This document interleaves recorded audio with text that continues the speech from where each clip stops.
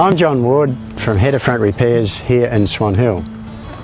Here's an example of a MacDon FD70 45 footer that is severely compromised.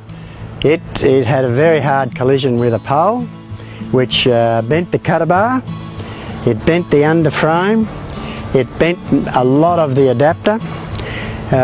There is quite a lot of work to be done on this machine, but this is the sort of work that we get sent for us to do. We are confident that we can bring this back to operating condition and to give good service after it's been completed. But there is quite a lot of work on this machine. So you can see it's been stripped, and you can see the bend here. Cutter bar's bend here, there's a bend in the underframe there. There's some bends in here. This has taken a severe battering just here. It's been hooked together so that it can be moved around with joining it with a couple of pieces of steel. But we'll be stripping this down to the frame relatively soon and getting on with repairing it.